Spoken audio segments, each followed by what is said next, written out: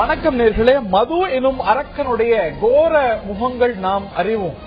மதுவினால் எவ்வளவு விபத்துகள் நடக்கின்றன, மதுவினால் எவ்வளவு குற்றங்கள் நடக்கின்றன, மதுவினால் எவ்வளவு குடும்பங்கள் சீரழிகின்றன. இவையெல்லாம் சொல்லி ஒரு பிரச்சாரம் செய்து நாம் எல்லாம் அறிய வேண்டிய விஷயம் அல்ல. நமக்கெல்லாம் நன்கு உணர்ந்த ஒரு விஷயம், நாம் அனைவரும் நன்கு உணர்ந்த விஷயம் மதுவுடைய கேடு. ஆனா மதுவுடைய இன்னொரு கோர முகம், அதற்கான ஒரு சாட்சியும் வெளியாகி இருக்கிறது. நம்ம எல்லாம் அதிர்ச்சியில் உறைய வைத்திருக்கிறது. சமூக ஊடகங்கள் வெளியாகி இன்று தந்தி டிவி உலகத்துக்கு அந்த ஒரு அவலத்தை படம் பிடித்து காட்டியிருக்கிறது. இன்று காலை சமூக ஊடகங்கள்ல உலா வந்த ஒரு கொடூரமான காட்சி தந்தி டிவியில நீங்க பார்த்தீங்க. இது எல்லாரையும் அதிர்ச்சியில் உறைய வைத்தது. இதற்கு பிறகு மற்ற ஊடகங்களும் காட்ட தொடங்கின. இதற்கு பிறகு இதன் மீது நடவடிக்கையும் பாய்ந்திருக்கின்றன. அப்படி என்ன நடந்தது? நிச்சயமா உங்கள பலருக்கு தெரிந்திருக்கும்.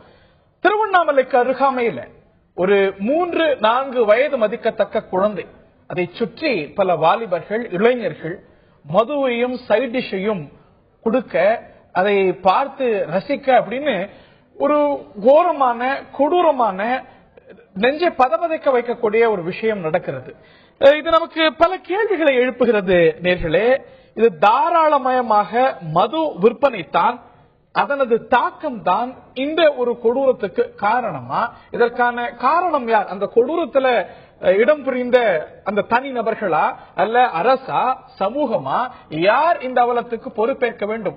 நிச்சயமாக இது போன்ற ஒரு கொடூரம் அனுமதிக்க கூடாது.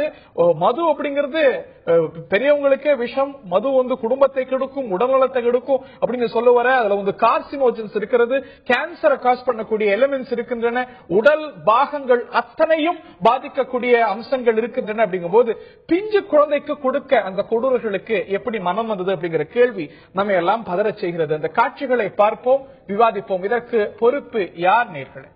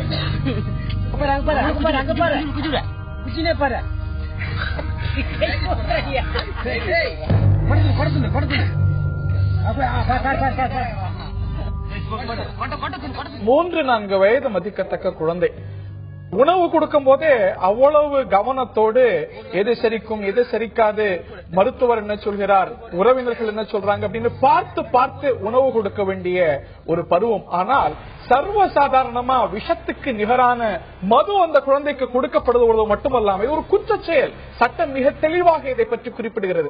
ஒரு குற்ற செயலை பொது இடத்துல இவ்வளவு பேர் உந்துதலோடு செய்யறதோடு மட்டுமல்லாமல் அது பதிவு செய்யப்படுகிறது, அது பகிரவும் படுகிறது. அப்படிங்கும் பொழுது எந்த அளவுக்கு இந்த விஷயம் சென்றிருக்கிறது அப்படிங்கிற ஒரு அதிர்ச்சி நமக்கெல்லாம் எழுகிறது.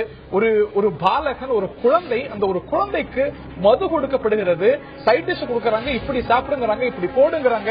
நிச்சயமா நம்ம எல்லாம் அதிர வைக்கிறது. இதற்கு காரணம் யார் நேர்களே? அங்கே இந்த ஒரு காட்சியில நீங்க பார்த்தீங்களே, அந்த தனி மனிதர்கள் மட்டும்தானா? இந்த கேள்வி நமக்கு எழுகிறது. விவாதிப்போம். இந்த விவாதத்தில் நம்முடைய இணைகிறார்கள் திராவிட முன்னேற்ற கழகத்தை சேர்ந்த சட்டத்துறை இணை செயலாளர் வழக்கறிஞர் கண்ணதாசன் அவர்கள். நிகழ்ச்சிக்கு அவரை அன்போடு வரவேற்கின்றோம். ஓய்வு பெற்ற காவல்துறை மூத்த அதிகாரி திரு சித்தண்ணன் அவர்கள் இணைகிறார். நிகழ்ச்சிக்கு அன்போடு வரவேற்கின்றோம். ஆளும் அதிமுகவுடைய தோழமை இயக்கமான தோழமை கட்சியான இந்திய குடியரசுக் கட்சியுடைய மாநில தலைவர் முனைவர் சேகு தமிழரசன் அவர்கள் இணைகிறார். நிகழ்ச்சிக்கு அவரை அன்போடு வரவேற்கின்றோம். அதே போல பாட்டாளி மக்கள் கட்சியை சேர்ந்த முன்னாள் நாடாளுமன்ற உறுப்பினர் டாக்டர் செந்தில் அவர்கள் இணைகிறார். அவரையும் இந்த நிகழ்ச்சிக்கு அன்போடு வரவேற்கின்றோம். என்னுடைய முதல் கேள்வி திரு சேகு தமிழரசன் அவர்களுக்கு தான். இந்த கொடூரத்தை பார்த்திருப்பீங்க. நிச்சயமாக இது ஒரு கொடூரமான ஒரு செயல். இதற்கு பொறுப்பு வெறும் இந்த திரையில நம்ம காட்சியில பார்த்தோமே அந்த தனி மனிதர்கள் மட்டும்தானா, சமூகம் தானா? அதை தாண்டி வேறு யாருக்கேனும் பொறுப்பு இருக்கிறது நினைக்கிறீங்களா? குறிப்பாக அரசுக்கு இதுல பொறுப்பு இல்லையா? இந்த காட்சியை உங்களில் ஒருவனாக நானும் பார்த்தேன். இது மிக கொடூரமான ஒரு காட்சி. நிச்சயமாக ஒவ்வொருவரும் வேதனைப்படக்கூடிய காட்சி.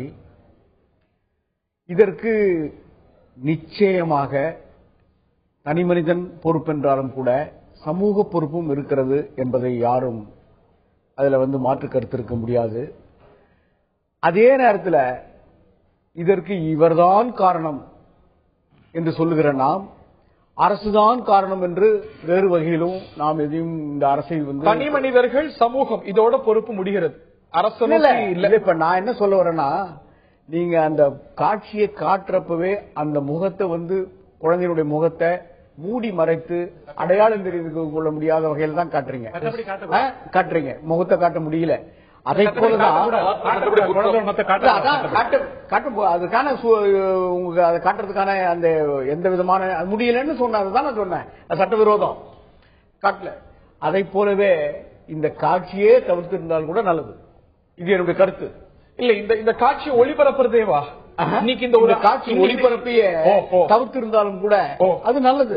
அதுல கூட உங்களுக்கு ஒரு சமூக பொறுப்பு இருப்பு அப்படின்னு நான் கருதுவேன். நல்ல ஒரு பாயிண்ட் எடுத்திருக்கிறீங்க. இந்த ஒரு காட்சி சமூக ஊடகங்கள்ல வெளிவந்து கொண்டிருக்கிறது. இதை காட்டாமல் தவிர்ப்பதும் ஒரு சமூக பொறுப்பு அப்படின்னு நீங்க சொல்றீங்க. ஒருவேளை இந்த காட்சி காட்டப்படாமல் இருந்திருந்தால், ஒருவேளை இந்த காட்சி காட்டப்படாமல் இருந்திருந்தால் இந்த ஒரு கொடூரமானது தினந்தோறும் தொடர்ந்து அரங்கேறி கொண்டிருக்கும். இன்னைக்கு இந்த காட்சி சமூக ஊடகங்கள்ல தொடர்ந்து வெளிவந்து கொண்டிருக்கிறது.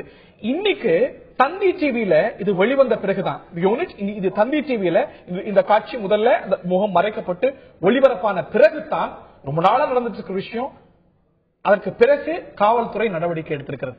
இந்த காட்சி வெளிவராமல் இருந்திருக்குமானால், இந்த காட்சி காட்டப்படாமல் இருந்திருக்குமானால் இந்த அரசு நடந்திருக்காது. இந்த சமூக அவலம் தொடர்ந்து கொண்டிருக்கலாம். இந்த பாலகனுக்கு நடந்த ஒரு விஷயம் மற்ற பல பாலகர்களுக்கு நடந்திருக்கலாம். ஏன் இதே பாலகனுக்கு இந்த விஷயம் தொடர்ந்து கொடுக்கப்பட்டிருக்கலாம். ஒரு ஊழல் நடக்குது அப்படின்னா அந்த ஊழல் வெளிக்காட்டுறதுனால நாட்டுடைய ஒரு பேருக்கு குந்தம் விளைவிக்கும். ஆனால் ஊழலை பத்தி பேச வேண்டாம் அப்படிங்கிறதுக்கு நிகரான வாதம் இல்ல. இப்ப நீங்க சொன்னீங்க பாருங்க, இந்த கருத்தை நான் அப்படியே உடன்படுறேன். ஆனா எங்க உங்களிடம் நான் மாறுபடுறேன்னா, இந்த குற்றத்தை உரிய நடவடிக்கைக்காக யார் நடவடிக்கை எடுக்க வேண்டுமோ அவர்களிடம் வற்புறுத்துவது, வலியுறுத்துவது, அவர்களுக்கு தெரிவிப்பது என்பது ஒரு வகை. ஆனால் இந்த குற்றத்தையே விரிவாக்கி வெளிப்படுத்தி அதை இன்னும் பெரிதாக்கி வளர்ச்சிக்கு துணை நிற்பது என்பது ஒரு வகை. அதாவது இந்த மாதிரியான ஒரு அவலம் நடக்குது. அதை சமூகம் கவனத்துல கொள்ளணும், அரசு கவனத்தை கொள்ளணும், உரிய துறை கவனத்துல கொள்ளணும் அப்படின்னு ஒரு அவலத்தை வெளிக்கொண்டு வருது குற்றம் அப்படின்னா அந்த குற்றம் தொடர்ந்து நிகழும். இல்ல, இது நீங்கள் தெரிந்தோ தெரியாமலோ அறிந்தோ அறியாமலோ இந்த குற்றத்தை பெரிதுபடுத்துவதன் மூலம் விளைவுகளை இந்த அவலத்தை சுட்டிக்காட்டி இது போல அவலம் நடந்து இது போன்ற ஒரு கொடூரம் செய்து யாரும் தப்பிவிட முடியாது அப்படிங்கிற ஒரு மெசேஜ் கொடுப்பதா. இந்த காட்சி இந்த ஊடகத்துல வந்த பிறகுதான் மற்ற பல ஊடகங்கள் எடுத்திருக்கின்றன. கைது நடந்திருக்கிறது. யார் யார் சம்பந்தப்பட்டிருக்காங்களோ அதுல இருவர் மீது கைது நடவடிக்கை பார்த்திருக்கிறது. நீங்களே ஒத்துக்கிறீங்களா இல்லையா? சட்டப்படி இது குற்றமா இல்லையா? சட்டப்படி குற்றமா இல்லையா? ஒரு குற்றச்சம்பவம் ஒரு அவலம் நடக்குமானால் அதை வெளிப்படுத்துவது ஒரு ஊடகத்துடைய கடமை, பொறுப்பு, ஊடகத்தினுடைய கடமை. ஆனால் நீங்களே ஒரு கருத்தை நீங்க ஒப்புக்கணும். அச்சு ஊடகத்துக்கும் காட்சி ஊடகத்துக்கும் ஏகப்பட்ட வித்தியாசம் இருக்கு. நீ உங்களுக்கு வித்தியாசம் இருக்கிறதுனால தான் இன்னைக்கு காலையில ஒளிபரப்பின பிறகு இன்றே நடவடிக்கை இருங்க. நீங்க நான் கேட்கிறேன், இப்போ ஊடகத்தையே கேட்கிறேன், ஒரு கொலையை, ஒரு கற்பழிப்பை, வேறு சில தவறுகளை இப்படி நீங்க அப்படியே எடுத்து காட்ட நிச்சயமா காட்ட முடியாது. இந்த சம்பவத்துல கூட அந்த ஒரு குழந்தையுடைய முகம் மறைக்கப்பட்டிருக்கிறது. இந்த ஒரு அவலம் நடக்கக்கூடாது. வந்த பிறகு வெளிவராமல் இருக்குமானால் இந்த நடவடிக்கை பாய்ந்திருக்காது. இதற்கு பிறகு உடனடியாக காவல்துறை ஒரு அவலத்தை காட்ட வேண்டும், ஒரு அவலம் தடுப்பு நிறுத்த அது வெளிப்படுத்த வேண்டுமானால் அது குற்றமானால் அந்த குற்றம் தொடர்ந்து தெரியாத நீங்க கேக்குறீங்க, நான் பதில் சொல்லல. கண்ணதாசன், ஒன்றும் தெரியாத ஒரு குழந்தைய இப்படி ஒரு கொடிய நடவடிக்கையில் ஈடுபடுத்தியது மிகப்பெரிய குற்றம். அதுல நான் யாருக்கும் மாறுபட்ட கருத்து நான் முதல்ல சொல்லிட்டேன். அது ஒரு மிகப்பெரிய குற்றம். ஆனால் அதை நாம் இன்னமும் வெளிப்படுத்தி விவரமாக்கி அந்த குழந்தையோட ஐடென்டிட்டி இனி வரைக்கும் யாருக்கும் தெரியாது. அது பண்ணவும் முடியாது. எங்களுடைய பொறுப்பும் கூட எந்த ஒரு நிர்பயா சம்பவம் ஆகட்டும், நிர்பயாவுக்கு இவ்வளவு கொடூரம் நடந்தது, அவங்க இந்த மாதிரியான ராடுகளை பயன்படுத்தி இப்படி செஞ்சாங்க. வெளிக்கொண்டு வருவது கூட ஆவணப்படத்தை சரியா தப்பாங்கிற நீங்க விஷயத்தை திசை திருப்பீங்க. பட் ஆனாலும்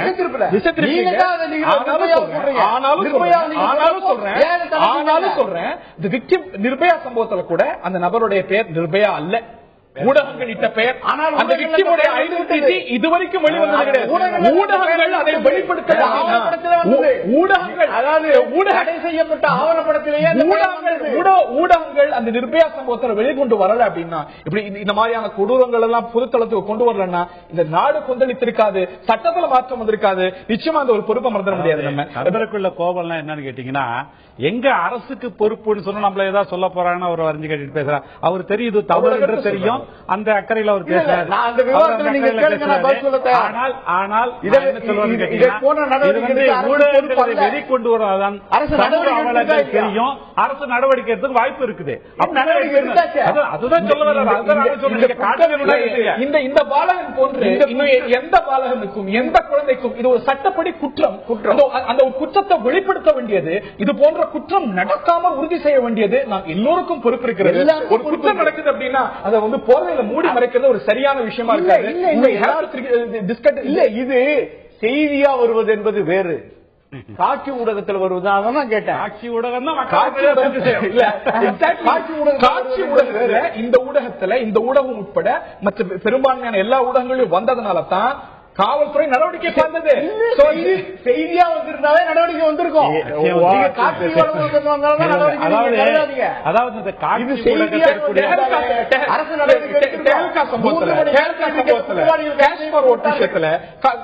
செய்தியா வந்திருந்தாலும் நடவடிக்கை வந்திருக்கும் அப்படின்னு யாரும் ஏன் சொல்லல? எவ்வளவோ விஷயங்களுக்கு என்னோட கேள்விக்கு நீங்க பதில் சொல்லவே இல்லை. நாளைக்கு ஒரு கொலையை நீங்க அப்படியே செய்து காட்டுவீங்களா?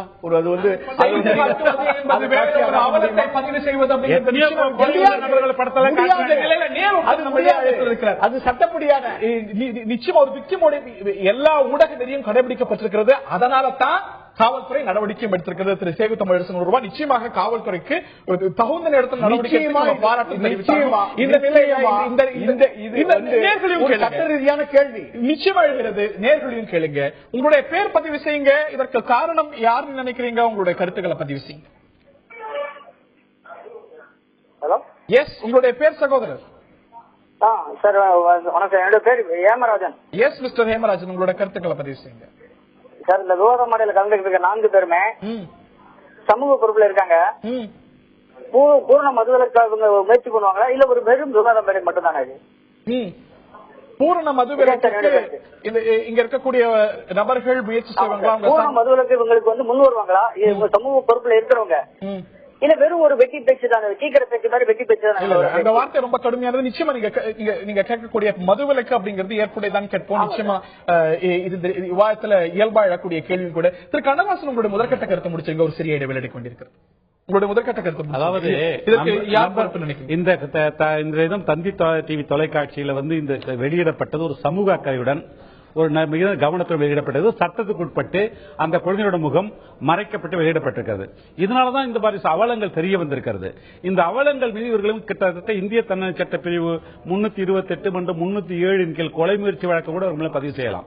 ஏனென்றால் 328 வந்து ஒரு யாருக்காவது காயம் ஏற்படுத்தக்கூடிய வகையில் வந்து அவர்களுக்கு வந்து ஒரு இன்டாக்சிகேஷன் என்று சொல்லக்கூடிய அளவிற்கு அவர்கள் மது வலுக்கட்டாயமாக செலுத்துதல் கூட இல்ல ஊசி விஷம் செலுத்துவது கூட ஒரு குற்றம். அதுக்கு 10 ஆண்டுகள் குறைந்த தண்டனையா இருக்கிறது. அப்படிப்பட்ட தண்டனை பதிவு செய்ய வேண்டும்.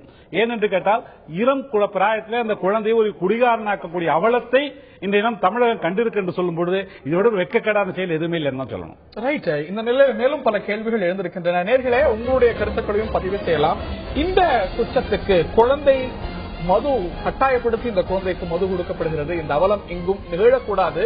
அதுதான் நம்முடைய நோக்கம். எல்லாருடைய நோக்கமும் அதுவாகத்தான் இருக்க வேண்டும்.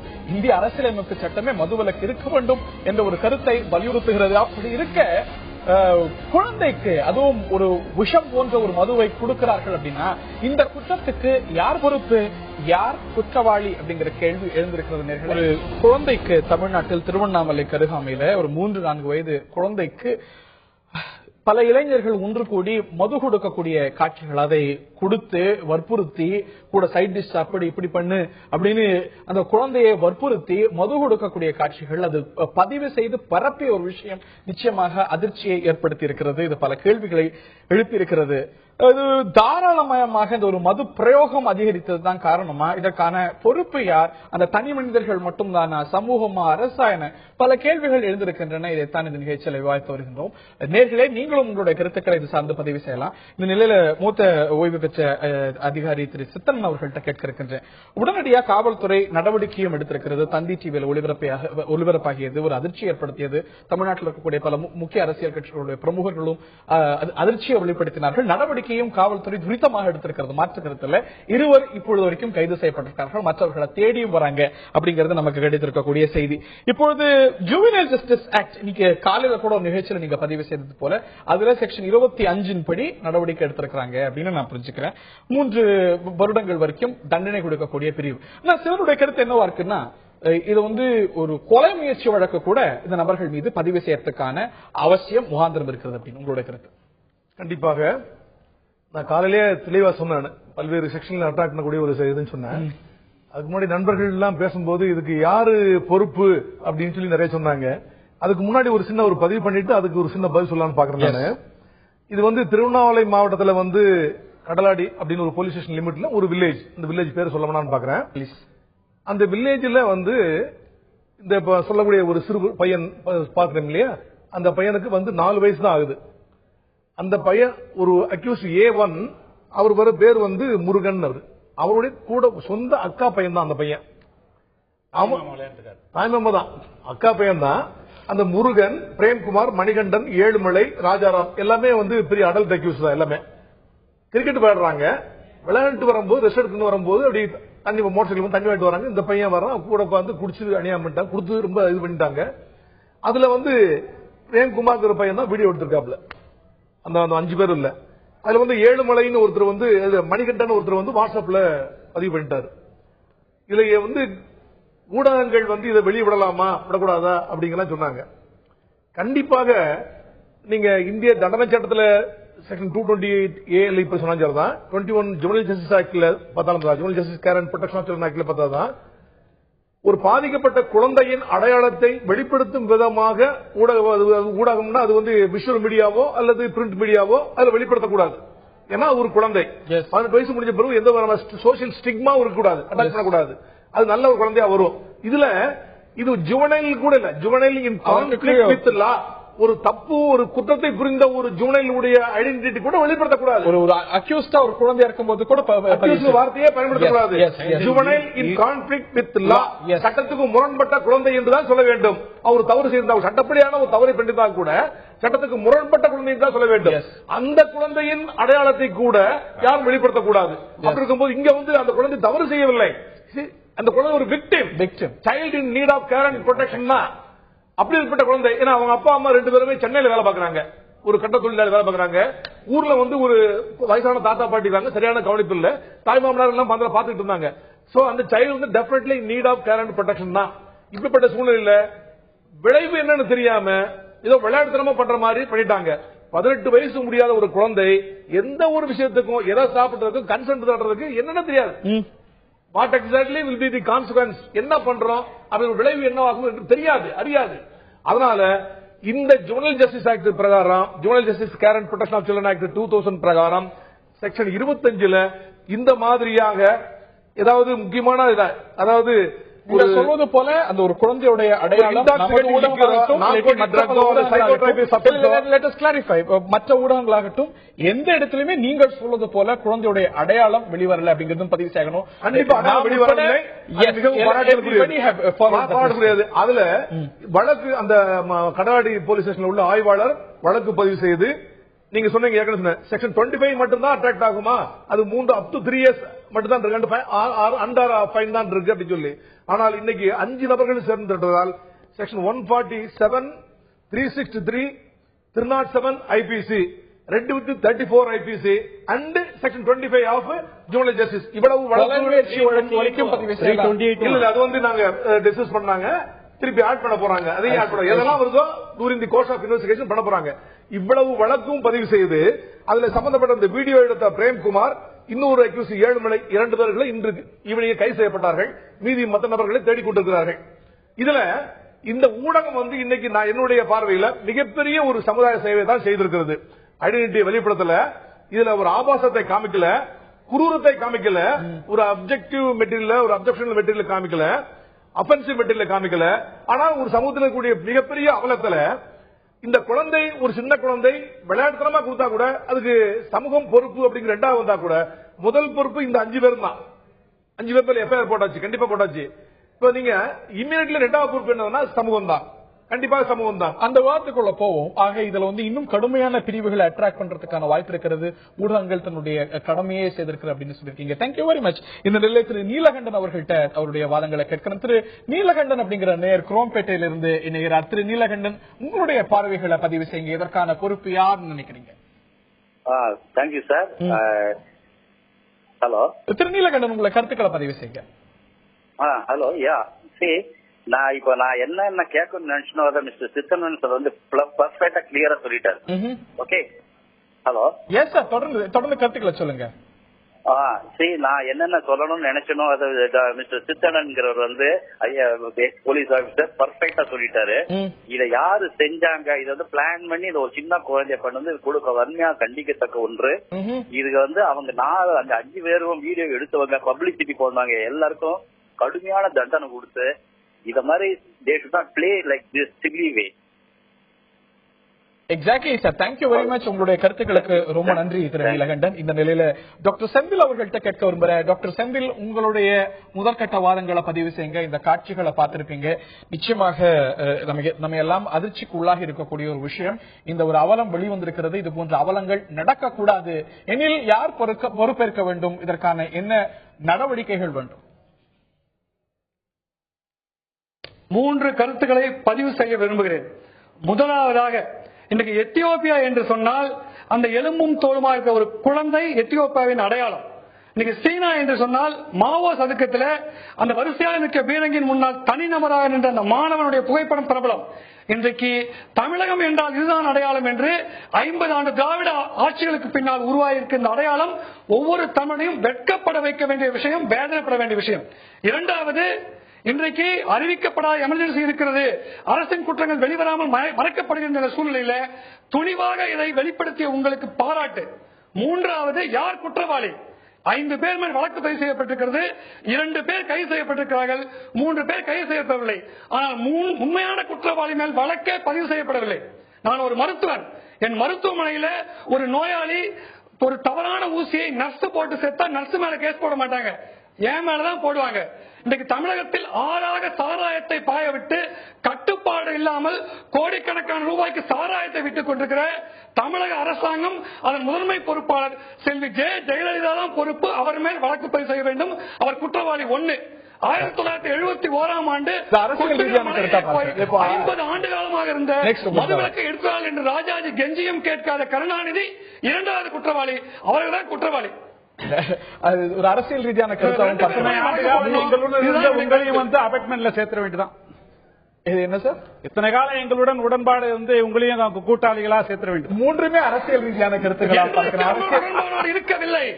என்றைக்கு கூட்டணியில் இருந்த போதும் குற்றமே என்று சொன்னவர் தான் மருத்துவர் ஐயா. அதுக்கு வரலாறே இருக்கிறது. பாண்டிச்சேரியில் இதே கருத்தை வலியுறுத்துங்க. நல்லா இருக்கும்.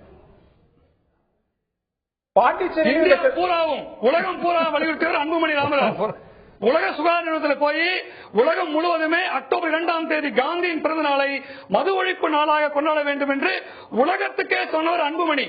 பாட்டாளி மக்கள் கட்சி மது ஒழிப்புல தெளிவான கொள்கைகளோ ஒரு கட்சி. மத்தவங்க எல்லாம் பேசுறாங்க. முதல்ல ஒரு கேள்வி கேட்டாங்க, இவர்கள் உண்மையிலேயே சொல்றாங்களான்னு. நாங்க உண்மையிலேயே சொல்றோம். ஒரு உதாரணம் சொல்ல விரும்புகிறேன். இன்றைக்கு தேசிய நெடுஞ்சாலையில 500 கடைகளை மூட வேண்டும் என்று பாட்டாளி மக்கள் கட்சி வழக்கு போட்டு 504 கடைகளை மூடியது பாட்டாளி மக்கள் கட்சி. தமிழகத்தில் இன்னும் ஸ்டேட் ஹைவேஸ் ஓரத்தில் இருக்கிற 1500 கடைகளை மூட வேண்டும் என்று வழக்கு நடத்தி கொண்டது பாட்டாளி மக்கள் கட்சி. நேரத்தை குறைக்க வேண்டும் என்று போராடுவது பாட்டாளி மக்கள் கட்சி.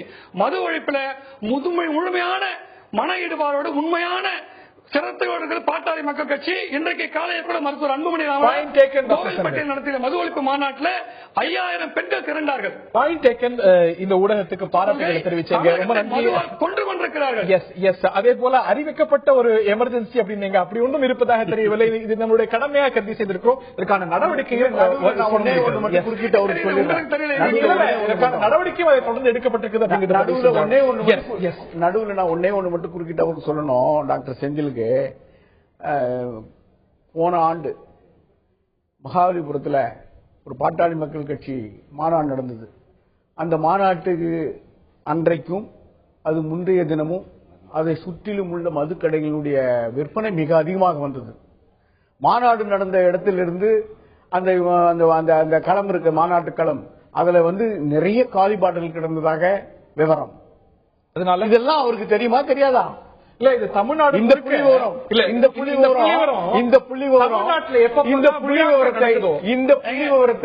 சட்டத்துக்கு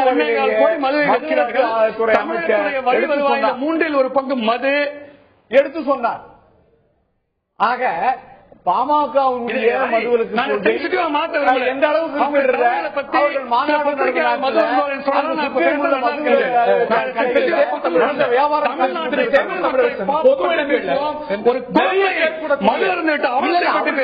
கவனப்படுத்த விரும்புகிறேன்.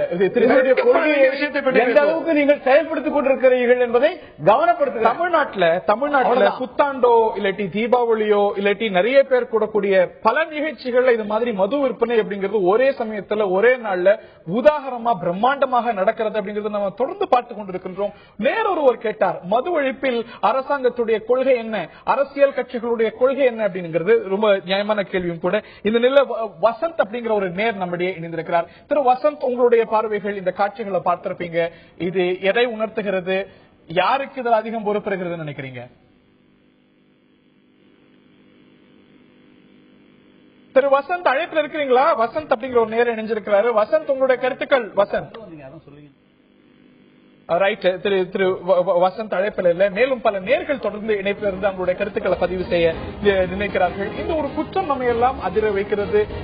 இந்த குற்றத்துக்கு பொறுப்பு யார்? அந்த தனி மனிதர்கள் மட்டும் தானா? இன்னைக்கு அவங்க மீது நடவடிக்கை எடுக்கப்பட்டிருக்கிறது. 20 கைது செய்யப்பட்டிருக்கிறார்கள் காவல்துறையால். ஒரு குறுகிய நேரத்தில் நிச்சயம் அதை பாராட்டக்கூடியது. ஆனால் இது இதுக்கான ஒரு பொறுப்பு வெறும் அந்த தனி மனிதர்கள் மட்டுமல்ல. இதுல இந்த சமூகம் சொல்ல வேண்டிய பதில்கள் நிறைய இருக்கின்றன. அரசாங்கம் சொல்ல வேண்டிய பதில்கள் மிக நிறைய இருக்கின்றன. நேரில் திருவண்ணாமலை அருகே ஒரு பிஞ்சு குழந்தைக்கு ஒரு வாலிபர் 4-5 பேர் கூடி மது கொடுத்து சைட் டிஷ் எல்லாம் கொடுத்து அதையெல்லாம் பார்த்து வேடிக்கை பார்த்து மகிழக்கூடிய காட்சிகள் பதிவாகி பரவி அதிர்ச்சியை கிளப்பியிருக்கிறது. இது பல கேள்விகளை எழுப்பியிருக்கிறது. இதற்கு காரணம் யார்? இந்த ஒரு குழந்தை மது கொடுக்கப்பட்டிருக்கிறது. இது நிச்சயமாக குற்றம். At the face of it தெரியக்கூடிய விஷயம். ஐபிசியில பல செக்ஷன்ஸ் அட்ராக்ட் பண்ணக்கூடிய ஒரு விஷயம். இது ஒரு குற்றமெனில் இந்த குற்றத்துக்கு பொறுப்பு யார்? யாரெல்லாம் குற்றவாளிகள் கேள்வி எழுந்திருக்கிறது. நேயர்களே, இதை பற்றி தான் இந்த விவாதத்தில் நாம் பேசி வருகின்றோம். திரு கண்ணதாசன் அவர்கள், திராவிட முன்னேற்ற கழகத்தை சேர்ந்த திரு கண்ணதாசன், முன்னாள் காவல்துறை உயரதிகாரி திரு சித்தண்ணன், அதே போல திரு சேக்கு தமிழரசன், இந்திய குடியரசுக் கட்சியுடைய தலைவர், அதே போல டாக்டர் செந்தில், பாட்டாளி மக்கள் கட்சியுடைய முன்னாள் நாடாளுமன்ற உறுப்பினர் ஆகியோர் இந்த நிகழ்ச்சியில் இணைந்திருக்கிறார்கள். ஒரு நேர் இணைகிறார், அவருடைய பார்வையை கேட்போம். திரு வெற்றி செல்வன், உங்களுடைய பார்வையை பதிவு செய்யுங்க. திரு வெற்றி செல்வன், அழைப்புல இணைஞ்சிருக்கீங்க, உங்களுடைய கருத்துக்களை பதிவு செய்யுங்க. டிவியை பார்க்காம பேசுங்க வெற்றி செல்வன். ரைட், நான் திரு கண்ணதாசன் அவர்கள்ட்ட கேட்க இருக்கிறேன். ஒரு பரவலாகிவிட்ட மது அப்படிங்கிறது தொடர்ந்து நம்மளுடைய கன்சர்னா இருக்கிறது. தொடர்ந்து இந்த ஒரு மது பிரயோகம் அப்படிங்கிறது கடந்த பல ஆண்டுகள்ல தமிழ்நாட்டில் பெருகி கொண்டே வருகிறது. பல கோடி கணக்கை தாண்டி இருக்கிறது மது குடிப்பவர்களுடைய எண்ணிக்கை. ஒரு பரவலான ஒரு குற்றச்சாட்டு, இந்த அரசாங்கம் மதுவை நம்பி இருக்கிறது, டாஸ்மாக் உடைய வருமானம் பெருகி கொண்டு வருகிறது அப்படிங்கிற ஒரு குற்றச்சாட்டை ஒரு திறந்த மடல்ல அன்றைய முதலமைச்சர் பன்னீர்செல்வத்துக்கு எழுதிய திறந்த மடல்ல திரு ஸ்டாலின் அவர்களும் குறிப்பிட்டிருந்தார். ஆனால் திராவிட முன்னேற்ற கழகமும் has cases to answer. திரு செந்தில் குறிப்பிட்டது போல உங்களுடைய ஆட்சியில ஒரு மது விவகாரத்துல வேறொரு கொள்கை பின்பற்றப்பட்டதா? அதாவது மரியாதைக்குரிய மருத்துவர் செந்தில் அவர்கள் பேசும்பொழுது மதுவை பூரணமாக ஒழிக்க வேண்டும் என்ற கருத்து, அதுல எனக்கு மாற்று கருத்து எதுவும் கிடையாது. மது ஒழிப்பில் அனைவரும் ஒன்றிணைந்து செயல்பட வேண்டும் என்பதுதான் என்னுடைய கருத்து. தமிழகத்தை பொறுத்தவரை இந்த மது கொள்கையில கடந்த ஆட்சியாகட்டும் எம்ஜிஆர் காலத்திலிருந்து எடுத்துக்கொண்டு வர வேண்டும் என்றால் அந்த மதுவை படிப்படியாக ஓரளவு கட்டுப்படுத்தப்பட்ட ஒன்றாக இருந்தது. அதுக்கு காரணம் சொல்லப்பட்ட பொழுது அண்டை மாநிலங்கள் எல்லாம் மது பெற்றுக் கொண்டிருக்கிறார்கள். இங்க கள்ளச்சாராய சாவடிகள் இன்னி வரைக்கும் சொல்லக்கூடிய முடிச்சிடறேன். இப்படி எந்த காலத்தா அது தொடர்ந்து கொண்டிருந்தது. ஆனா திராவிட முன்னேற்ற கழக ஆட்சியில மது கொள்கை இப்ப என்ன பெரிய அளவில் வித்தியாசம் கேட்டீங்கன்னா, இப்பொழுது மது பரவலாக்கப்பட்டு இப்ப சமீபத்திலோட கடந்த வாரம் பார்க்கும் பொழுது வியாபாரம் குறைஞ்சு போச்சு, இதை எப்படி அதிகமாக்குறது அப்படின்றதுக்காக விற்பனையாளர்கள் அதிகமாக ஊக்கப்படுத்தப்படுகிறார்கள். அது மட்டுமல்லாமல் இந்த எலைட் என்று சொல்லக்கூடிய எலைட் ஷாப் என்று சொல்லக்கூடிய கணக்கு திறக்கப்படுங்க. திராவிட முன்னேற்ற கழக ஆட்சியில் ஒரு பள்ளிக்கூடமோ இல்ல கோவில்களோ இல்ல பொதுமக்கள் அதிகமாக மார்க்கெட்ல இந்த பதில அனுமதி வருமானமோ பெருகி வருவது அப்படிங்கிறது இல்ல. இவங்க என்ன பண்றாங்க, இந்த பரவலாக்கி இந்த விற்பனை ஒன்றையே நம்பி ஆட்சி நடத்தக்கூடிய ஒரு சூழ்நிலைக்கு ஆளாக்கி விட்டார்கள். இப்ப பாத்தீங்கன்னா சமீபத்தில் நேற்று கூட பொன்னேரி பகுதியில் பாத்தீங்கன்னா ஒரு மதுக்கடையை பொதுமக்கள் அடித்து உடைத்து நோக்கி கொளுத்தக்கூடிய காரணம் பாக்குறோம். ரைட், இப்ப பெரிய அளவுக்கு வருமானத்துக்கு டாஸ்மாக் நம்பி இருக்கிறது, விற்பனை பெருகி இருக்கிறது, கூட்டப்பட்டு வருகிறது அப்படின்னு சொல்றீங்க. இதுல உங்களால ஒரு உயர் தார்மீக நிலை, ஒரு ஹை மாரல் கிரவுண்ட் எடுக்க முடியுமா? நிச்சயமாக சந்தேகம் தேவையில்லை. இந்த சூழ்நிலை பெற மக்களுக்கு இது சீர்கேடக்கூடிய தொடர்ந்து நடைபெறுமேயானால் அடுத்து வரக்கூடிய திராவிட முன்னேற்ற கழக ஆட்சியில் எப்படி கேரளா மாடலாக முந்தைய திராவிட முன்னேற்ற கழக ஆட்சி காலகட்டத்தில் காலகட்டங்கள் மாறுபடுகிறது. அப்பொழுது இருக்க வேற இப்போ ஒரே அந்த சமயத்தில் வெல்ஃபேர் ஸ்டேட், இன்னைக்கு வெல்ஃபேர் ஸ்டேட், நாளைக்கு வெல்ஃபேர் ஸ்டேட் அப்படி இருக்கு. மக்கள் நலன் சார்ந்த அரசு என்பதில் எந்த மாற்று கருத்தும் கிடையாது. தளபதி அவர்கள் கடிதத்தில் குறிப்பிட்டது போல இந்த மது வருமானத்தை மட்டுமே நம்பி அரசாங்கம் இருக்கக்கூடாது. இதை குறையணுமா கூடாது? நிச்சயமா குறைய வேண்டும். உதாரணத்துக்கு சொல்றேன், 2006-7 நீங்க பொறுப்பேற்கும் பொழுது தமிழ்நாடு சர்க்கார் மது மூலமா கிடைத்திருக்க டாஸ்மாக் பெற்ற வருமானம் 7300 கோடி. நீங்க விட்டு செல்லும் பொழுது 2011-12 18,081 கோடியை விட்டு செல்றீங்க. வருஷா வருஷம் பெருகி வருது. 2006 7300 கோடி, 7-8 8822 கோடி, 9-10 12,490 கோடி, 2010-11 16,965 கோடி. எப்படி பெருகி வருதுன்னு பாருங்க. 7,300 கோடி இந்த வருமானத்தை 18,000 கோடிய நீங்க போகும்போது உயருது அப்படின்னா நீங்க குறைச்சீங்களா, இந்த பரவலாக்கத்தை தடுத்தீங்களா? நீங்க எத்தனை விழுக்காடு இந்த உயர்வு என்று பார்க்கும்போது விலை வந்து உயர்த்தப்பட்டு மக்களுடைய அந்த மது குடிப்பவருடைய வாங்கும் சக்தியை குறைக்கிறது சக்தியை குறைக்கின்றதுக்காக அந்த விலைவாசி அந்த புள்ளி விவரங்கள் இருக்கின்றன. ஆனால் இன்றைய தினம் 1 லட்சம் கோடி அளவிற்கு அந்த மதுவால் மொத்த வருமானத்தை 1 லட்சம் கோடினால் 22% இந்த மதுவால் வரக்கூடிய வருமானமாக இப்பொழுது இந்த ஒரு பெர்சன்டேஜ் கூடக்கூடிய விகிதம், இந்த ஒரு வருமானம் அப்படிங்கிறது அன்னைக்கு வேற மாதிரி இருந்தது. அப்படியே ரொம்ப குறைவா இருந்து இன்னைக்கு 2011 ஜெயலலிதா பொறுப்பேற்ற பிறகுதான் அப்படியே பரவிடுச்சு. 2 ஆட்சிகளும் இதுல வந்து இந்த ஒரு மது பிரயோகம் அப்படிங்கிறது கணிசமா தொடர்ந்து கூடி வந்திருக்கு அப்படின்னு தானே நம்ம பார்க்கிறோம். ஒரு சின்ன உதாரணம் கொடுத்தேன். 2006 இந்த வருமானம் என்பதை அரசு வந்து ஒரு கொள்கையா ஏற்றுக்கொண்டிருக்க பொழுது இதை குறைக்க வேண்டும் என்பதுதான் எங்களுடைய ஆதங்கமாக இருக்கிறது. இந்த குறைப்பது என்பது உடனடியாக நடைமுறைக்கு வராத காரியம். என்ன நம்ம சொல்லலாம், உடனே இழுத்து மூடனா இப்ப அவங்களாம் மரியாதைக்குரிய மருத்துவர் செந்தல் சொல்லும் பொழுது நாங்கள் வந்து உடனே நிச்சயமாக நடைமுறை சாத்தியம் என்பது மிக கடினம். இரண்டாவதாக கேரளா வந்து அண்டை மாநிலமான கேரளா, அங்க அதிகமாக மது கன்சியூம் பண்ணக்கூடிய இடம் சொல்லக்கூடிய இடத்திலேயே அவர்கள் படிப்படியாக மது கொண்டாடுறாங்க போது அதை உச்சநீதிமன்றமே திறக்கிறாங்க. அந்த நடைமுறை கொண்டு வந்து படிப்படியாக அந்த மதுவை ஒழிக்கக்கூடிய வாய்ப்பு திராவிட கேரளா விஷயத்தை தான் நான் திரு சேகு தமிழரசன் அவர்கள்ட்ட எடுத்துட்டு போக விரும்புறேன். சென்ற ஆட்சியும் சரி இந்த ஆட்சியும் சரி மது ஒழிக்கப்படுமா, மது விலக்கு கொண்டு வரப்படுமா அப்படிங்கும் போது கொடுத்த ஒரு விளக்கம் ரொம்ப சிமிலரான விளக்கம். அண்டை மாநிலங்கள் பாருங்க, தமிழ்நாடு கற்பூரம் மாதிரி நடுவுல இருந்தா என்ன பண்றது அப்படின்னு ஒரு அண்டை மாநிலம் ஒரு முன்னுதாரணமாக திகழ்கிறது. நாமும் திகழ்ந்தால் என்ன தவறு? Kerala has started. இன்னைக்கு வந்து பல விஷயங்களை நம்ம முன்னோடியா இருக்கின்றோம்.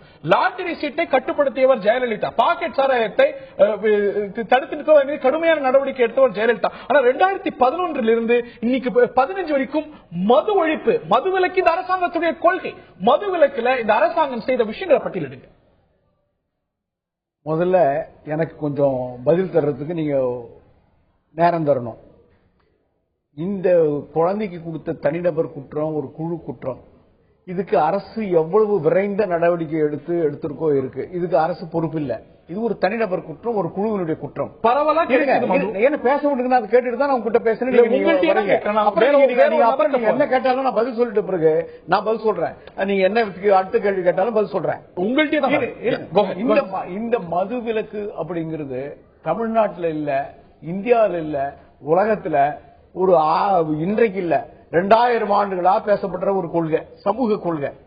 தமிழகத்தை பொறுத்தவரையில அது காட்டு மிராண்டி காலத்திலிருந்து, மன்னராட்சி காலத்திலிருந்து, ஜனநாயக ஆட்சி வார காலத்திலிருந்து 2000 ஆண்டுகளுக்கு முன்னாலேயே கல்லுண்ணாமை அதிகாரம் திருக்குறள்ல 2000 ஆண்டுகளுக்கு முன்னால.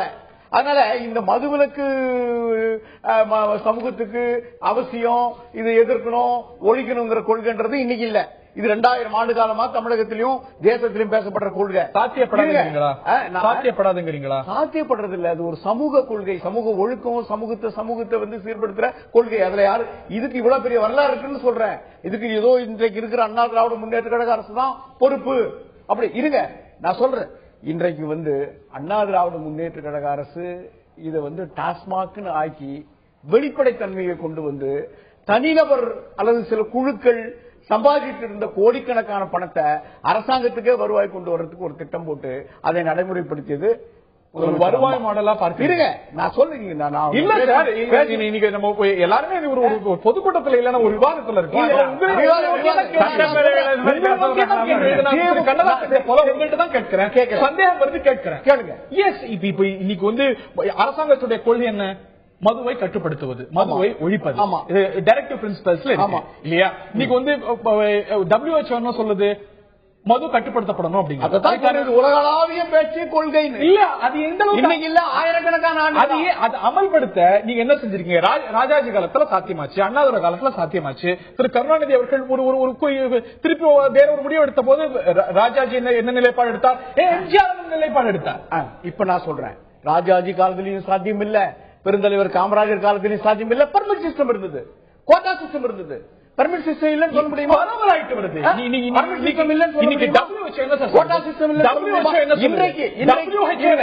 உலக சுகாதார மையம் நீங்க சொல்றது போல பரிபூர்ணமா நாளை முதல் மது கிடையாது அப்படின்னா சாத்தியப்படாத ஒரு விஷயம் தான், பலரும் ஏத்துப்பாங்க. ஆனால் இதை குறைக்க என்ன நடவடிக்கை? கடைகளுடைய எண்ணிக்கையை குறைக்க பிரச்சாரம் செய்கிறோம். கடைகளோட எண்ணிக்கை பிரச்சாரம் செய்கிறோம். கடைகளோட எண்ணிக்கை மதுக்கூடையில கூட அந்த பிரச்சாரத்தை நம்ம செய்யறோம். ஆனா மது விநியோகம் கூடிட்டு இருக்கு, மது வாங்குதல் கூடிட்டு இருக்கு. நீங்க இருங்க, பிரச்சாரம் செய்வது மட்டும் அரசாங்கத்துடைய பணி அல்ல. இப்ப நான் நேரடி விவாதத்துக்கு வரேன். இந்தியாவில அதிகமா படித்த மாநிலங்கள்ல கேரளா ஒரு மாநிலம். சரி, கேரளால தான் வந்து மது அதிகமா பயன்படுத்துறோம். கேரளால எப்படி மதுவிலக்கு கொள்கை கொண்டு வர முடியும்? நீங்க என்ன விளக்கம் கொடுத்தீங்க? நீங்க மற்ற மாநிலங்கள் வந்து செய்யாத போது நம்ம செய்ய முடியுமா? நீங்க அது நாங்கள் சொன்ன விளக்கம் இல்ல, நீங்களும் சொன்ன விளக்கம். இருங்க, திராவிட முன்னேற்ற கழகம் தொடங்கி வச்சப்ப சொன்ன விளக்கம்.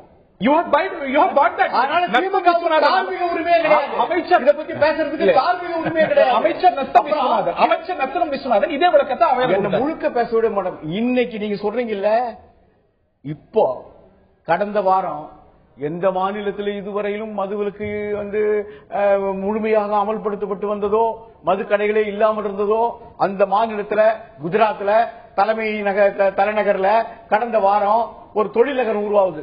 தொழிலகத்தில் மட்டும் பர்மிட் தரப்படுகிறது, கடை திறக்கப்படுது. ஏன்னு கேட்டா நீங்க சொல்றது கரெக்ட். எம்என்சி பன்னாட்டு நிறுவனங்கள் வரமா இருக்குது, பன்னாட்டு நிறுவனங்களுக்கு வரமா இருக்குது. எங்களுக்கு கிடைக்க வேண்டிய தொழில் கிடைக்காம போகுது, எங்களுடைய தொழில் வளர்ச்சி இல்லைன்னு குஜராத்ல தலைநகரத்துல தொழிலகத்துல மட்டும் இதற்கு அனுமதி வழங்கப்படுகிறது. 1 கோடி ரூபாய் மதிப்புள்ள கள்ளச்சாராயம் அகமதாபாத் மிகச்சரி. எங்க மது அப்படிங்கறத பரிபூர்ணமா ஒழித்து விட முடியுமா அப்படின்னா ரொம்ப ரொம்ப கடினமான விஷயம், சாத்தியக்கூறு மிக மிக குறைந்த ஒரு விஷயம் மதுவிலக்கு பரிபூர்ணமா. ஆனால் அதனது பாதிப்பை தடுக்க கடைகளுடைய நேரத்தை குறைத்தல், அதோட ஆக்சசிபிலிட்டியை குறைத்தல், கடைகளுடைய எண்ணிக்கையை குறைத்தல், சம்பள நாட்கள்ல அதனது ஆக்சசிபிலிட்டியை குறைத்தல், இந்த மாதிரி என்ன நடவடிக்கை உலக சுகாதார மையம் சொன்ன என்ன நடவடிக்கை இந்த அரசாங்கமோ சென்ற அரசாங்கமோ இந்த அரசாங்கம் இதை போல அறிஞர்கள் போல பாதங்களுக்கு தான் 1952 முதல் பொது தேர்தல் வந்தப்பவே பகிரங்கமாக பாபா அம்பேத்கர் சொன்னார், மதுவை பொறுத்தவரையில இங்க போலி மது கொள்கை பின்பற்றப்படுகிறது, போலி மது கொள்கை பின்பற்றப்படுகிறதுன்னு துணிவா ஒரு கட்சி நாங்கள் ஆட்சிக்கு வந்தால் மதுவை அமுல்படுத்துவதை தடுப்போம், அதாவது நாங்கள் பிரச்சாரம் செய்வோம். ஆனா அந்த மது கடையை மூடியதுனாலதான் பெருசா சமூக ஒழுக்கம் வந்துடுன்ற அந்த போலி மது கொள்கையை நாங்கள் கடைபிடிக்க மாட்டோம் அப்படின்னு சொன்னது பாபா அம்பேத்கர் எழுதிய அந்த கான்ஸ்டிடியூஷன்ல தான் டைரக்டிவ் பிரின்சிபல்ஸ்ல கொள்கையில மது ஒழிப்பு இந்திய அரசியலமைப்பு சட்டத்துடைய இந்திய சட்டத்துடைய ஒரு முக்கிய கூறா டைரக்டிவ் பிரின்சிபல்ஸ்ல சேர்க்கப்பட்டிருக்கிறது. அவருடைய தேர்தல் அறிக்கையில, எங்களுடைய தேர்தல் அறிக்கையில 1952 ஆல் இந்தியா எஸ்சி எஸ்டி பெடரேஷனுடைய தேர்தல் அறிக்கையில பகிரங்கமா சொன்னோம், காந்தியோட இது போலி மது கொள்கை, இதை நடைமுறைப்படுத்துறதுல எத்தனை நடைமுறை சிக்கல் இருக்கு, இதனால எவ்வளவு வருவாய் போகுது அப்படின்னு சொல்லி பாபா அம்பேத்கர் சொன்னார். Point taken. பரிபூர்ண மதுவிலக்கு அப்படிங்கிறது சாத்தியப்படக்கூடிய விஷயம் அல்ல. அதான் இதை போற போலி மது கொள்கை இன்னைக்கு வரைக்கும் பேசிட்டு. ஆனால் இந்த ஒரு பேசுறது, ஆனா மது பரவலாக்கத்தை தடுக்க சமூகத்துக்கு முக்கியமாக அரசுக்கு பொறுப்பு இருக்கிறது, அது செய்யப்பட்டிருக்கிறது கேள்வி. மது பரவலாக்கம், அதோட ஆக்சசிபிலிட்டி, குடிப்பவர்களுடைய எண்ணிக்கை பெருக்கம், இதெல்லாம் these are causes of huge concerns. இந்த நிலையில திரு வெங்கடேசன் நம்முடைய இணைப்பில் இருக்கிறார். திரு வெங்கடேசன், உங்களுடைய பார்வைகளை பதிவு செய்யுங்க. ஹலோ, வணக்கம் சார். எஸ் திரு வெங்கடேசன். இது ப்ரோக்ராம் வந்து நியூஸ்ல வந்தது, வயர் எரியுது சார். அப்படியே நாடு வந்து என்ன பண்ணிட்டு இருக்குது, சட்டம் ஒழுங்கு எப்படி இருக்குதுன்னு எங்களுக்கு கவலை இதுவா இருக்குது சார். பசங்களை அனுப்புறதுக்கே எங்களுக்கு வந்து இதுவா இருக்குது. உண்மையிலேயே அரசாங்கம் வந்து மக்கள் மேல வந்து இது இருந்ததுனாக்கா, பாசம் இருந்ததுனாக்கா, இந்த இதை வந்து முற்றிலுமா தடை பண்ணணும் சார். இல்லன்னா இது வந்து வெட்டி பேச்சா இருக்கக்கூடாது. தயவு பண்ணி கேட்டுக்கங்க. இது வந்து பெரிய தமிழ்நாடு முழுக்க பரவணும் இந்த மது விலக்கை வந்து அமல்படுத்துறதுக்கு. நன்றி திரு வெங்கடேசன். இந்த நிலையில திரு சித்தனன், இதுல வந்து நடைமுறை சிக்கல்கள் பற்றி, மது விலக்கு குறித்து நடைமுறை சிக்கல்கள் குறித்திருக்கிறது, இந்த சம்பவம் குறித்து உங்களுக்கு பார்வை வந்தா பதிவு செய்யுங்க சித்தனன். நண்பர்கள் ரொம்ப ஆக்ரோஷமா பேசினாங்க. நீங்க சொன்ன ஏற்கனவே ஒரு ஃபேக்ட்ஸ் அண்ட் ஃபிகர்ஸ் எல்லாம் சொன்னீங்க. நீங்க சிலதெல்லாம் எவ்வளவு ஒரு நெசசரி ஈவில் ஆகி போச்சு. அதாவது மதுவிலக்கை கொண்டு வர முடியாது, பூர்ணமாக கொண்டு வர முடியாது, மதுவை வந்து அனுமதித்தான் ஆக வேண்டும் என்பது நெசசரி ஈவில். இப்போ இல்லன்னா கவர்மெண்ட் சர்வைவ் ஆகாது, எந்த கவர்மெண்ட் சரி. இதுல அரசியலே இங்க பேசப்பட வேண்டாம். அரசியலுக்கு அப்பாற்பட்டு நம்ம ஒரு நினைச்சோம்னா, நீங்க சொன்ன மாதிரி 2011-12 வந்து 18,000 கோடி இருந்தது வருமானம். அதுல இருந்து வருமானம் 2014-15 26,000 கோடி இருந்தது. இப்போ 2015-16 வந்து ப்ரொஜெக்டட் ரெவன்யூ தமிழ்நாட்டுக்கு வந்து 96,000 கோடி. அதுல 29,672 கோடி டாஸ்மாக்ல இருந்தா வரப்போகுது அப்படின்னு சொல்லி அரசாங்கத்திலிருந்து ஒரு செக்ரட்டரி லெவல்ல கொடுத்த ஸ்டேட்மெண்ட் தான் அது. 96,000 கோடிக்கு 30,000 கோடி வந்து இதுல தான் வருமானம் வருது. நெசசரி ஈவில் இல்லன்னா கவர்மெண்ட் நடத்த முடியாது சொல்லிட்டு அந்த மாதிரி ஒரு சூழ்நிலை நெசசரி. நீங்க சொல்ல போறது இது வந்து இதனால வந்து போலி மது பெருகி போகும், கள்ளச்சாராயம் பெருகி போகும்னா ஏத்துக்கலாம். ஆனா வருமானத்துக்கான ஒரு காரணியா இதை வச்சுக்கிட்டு இதை நெசசரி ஈவில் சொல்றது இல்ல. முன்னாடி எல்லாம் வந்து என்ன பண்ணாங்கன்னா ஒரு மதுவிலக்கு ஓரளவுக்கு கொண்டாந்துட்டு இந்த மாதிரி இவ்வளவு தாராளமயமாக்கல் செய்யப்படவில்லை. அப்பெல்லாம் வந்து ஓரளவுக்கு ஒரு IMF ஷாப் தனியா இருக்கும், அதிகமான கடைகள் திறக்கப்படவில்லை, அதிகமாக வருமானம் வேண்டி பண்ணல. அப்ப போலீஸ்ல வந்து தனியா பிரைவேட் என்ஃபோர்ஸ்மெண்ட் விங் வச்சுட்டு ஏகப்பட்ட கேஸ் போட்டாங்க. அப்ப கள்ளச்சாராயத்தை ஒழிக்கணும், அதுல இருந்து நிறைய கள்ளச்சாராயத்தால சாவு நடக்கிறதெல்லாம் தடுக்கணும் அப்படிங்கிறது ரொம்ப போலீஸ்ல எஃபெக்டிவா ஸ்டெப் எடுத்தா செஞ்சாங்க. இப்போ அரசாங்கங்கள் இது வந்து அரசியலுக்கு அப்பாற்பட்டு நான் சொல்கிறேன், அரசாங்கங்கள் வரக்கூடிய அரசாங்கம் என்ன பதில் பண்றாங்க, நம்ம வந்து பொதுமக்களுக்கு ஏதாவது நன்மை செய்யணும், அது வந்து இலவசங்கள் கொடுக்கணும் அப்படின்னு சொல்லி இலவசங்கள் 1 2 இப்போ ஏகப்பட்ட இலவசங்களை கொடுத்துட்டோம். அதனால என்னாச்சு, கீழ்மட்டத்தில் உள்ள தொழிலாளர்கள் முக்கியமானவங்க இருக்கிறாங்க, வேலை செய்யறதே இல்ல அப்படிங்கிற மாதிரி ஆயிப்போச்சு. வேலை செய்யாம போனாலும் போது எல்லாமே கிடைச்சிரும், வீடு கிடைச்சிரும், கரண்ட் கிடைச்சிரும், டிவி கிடைச்சிரும், ரேஷன் கிடைச்சிரும், படிப்புக்கு ஃபீஸ் கிடைச்சிரும், கல்யாணத்துக்கு கிடைச்சிரும், டெலிவரிக்கு பணம் கிடைச்சிரும், எல்லாமே கிடைச்சிருது. அப்படி வரும்போது மக்களை நம்மளே சோம்பேறி ஆக்கல மாதிரி தெரியுது. இப்ப ஒரு வேலையாளர்கள் கூப்பிடணும்னா நார்த் இந்தியாவில தான் வர வேண்டியிருக்கு, நார்த் ஈஸ்ட் கண்ட்ரீஸ்ல தான் வர்றாங்க. அந்த மாதிரி சூழ்நிலை நிறைய வந்துட்டு இருக்கனால ரியலி இப்போ அரசாங்கத்துக்கு வைக்கேரியஸ் லயபிலிட்டி கண்டிப்பாக உண்டு.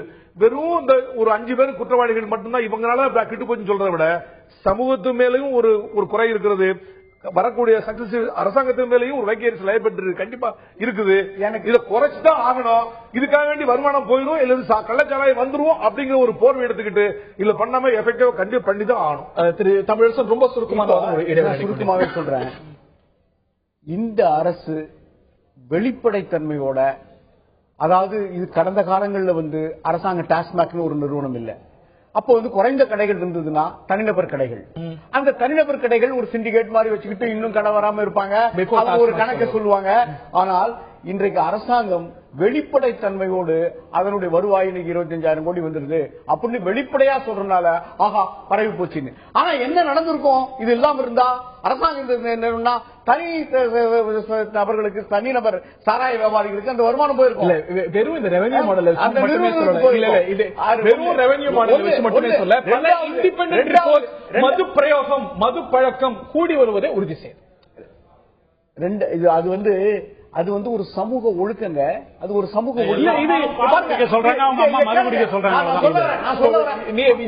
நம்முடைய இலக்கியங்கள்ல அவையாரம் அதிகமாக தேர்ந்து குடித்துதான் இருக்கு. நிறைவு இன்னும் விரிவா இடைவெளிக்கு பிறகும் பேச போறோம். டாக்டர் செந்தில் ஒரு சிறிய குறுக்கீடு என்ன முடிச்சிருங்க. கடைசியா நம்ம காவல்துறை அதிகாரி ஒரு குற்றஞ்சாட்டு சொன்ன, வெளி மாநிலங்கள் தான் இங்க வர வேண்டியதா இருக்குன்னு. உண்மை, தனிநபர் வருமானம் இங்க அதிகரிச்சிருக்கு, அதனால வெளிமாநிலத்தில் இருக்கிறவங்க வேலை வாய்ப்பு தேடி இங்க வரான். இப்ப எப்படி அமெரிக்காவுக்கு வெளிநாடுக்கு போனோம் ஏன் போறாங்க, இதை விட அந்த நாடு தனிநபர் வருமானம் மிகுந்ததாக இருக்கு, அதனால அங்க தேடி போறாங்க. அதே போல இந்தியாவில தனிநபர் வருமானத்துல நம்முடைய தன்னிறைவு பெற்ற மாநிலமா இந்த மாநிலம் அமைந்திருக்கிறதுனால தனிநபர் வருமானத்துல தன்னிறைவு பெற்றிருக்கிறது, மற்ற மாநிலங்களை விட பெட்டரா இருக்கிறதுன்னு பெருமை பேசிக்கிறோம். ஆனா விபத்துகள்ல முன்னிலை மாநிலமா தமிழ்நாடு இருக்கிறது, விபத்துகள்ல பெரும்பாலான விபத்துகளுக்கு காரணமா மது இருக்கிறது. இன்னொன்னு, இன்னைக்கு இந்த ஒரு சோசியோ எக்கனாமிக் சென்சஸ், இந்த நிச்சயமா சொல்றேன், இன்னும் நிறைய புள்ளிவிவரங்கள் சொல்றேன். 1,85,00,000 குடும்ப அட்டைகள் தான் இருக்கு. ஆனா 2 கோடிக்கும் மேற்பட்ட 2 வீலர்ஸ் இருக்கு தமிழகத்துல. அதே போல நேற்று வந்த ஒரு தேசிய புள்ளிவிவரத்தின்படி தேசிய சராசரியில் இருக்கக்கூடிய விதவைகளை விட தமிழ்நாட்டில் இருக்கக்கூடிய விதவைகள் அதிகம் அப்படின்னு தேசிய புள்ளி விவரம் நேற்று முன்தினம் வந்திருக்கக்கூடிய சோசியோ எக்கனாமிக் ரிப்போர்ட் சொல்கிறது. அப்படிங்கும்போது அது சொல்லக்கூடிய செய்தி என்ன, அது இது சார்ந்த புள்ளி விவரங்களையும் சொல்லவில்லையா அப்படிங்கிற கேள்வி எழுந்திருக்கிறது. நேர்களே, திருவண்ணாமலைக்கு அருகே ஒரு பிஞ்சு குழந்தைக்கு மது கொடுத்த கொடூரம், அதுவும் கொடுத்து அதை ரசிச்சு அந்த குழந்தையை பிடிச்சை அப்படி தூக்கி போடு, சைட் டிஷ் சாப்பிடு அப்படின்னு சொல்லி ஒரு குற்றம் நிகழ்ந்திருக்கிறது. இந்த ஒரு குற்றம் பதிவு செய்து மகிழப்பட்டிருக்கிறது.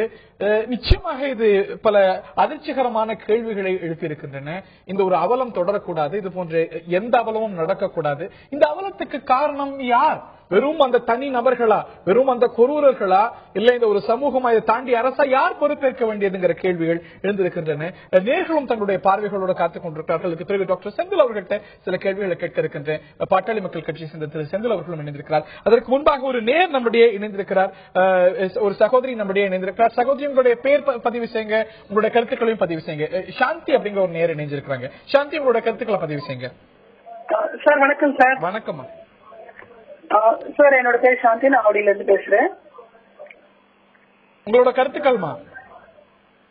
சார், நான் என்ன சொல்ல விரும்புறேன், அதை பாக்குறப்ப எனக்கு வந்து நெஞ்சு ரொம்ப பதபதச்சு. இது ஒரு மிகப்பெரிய ஒரு குழந்தைக்கு எதிராக நடைபெற்ற ஒரு மிகப்பெரிய குற்றம் இது.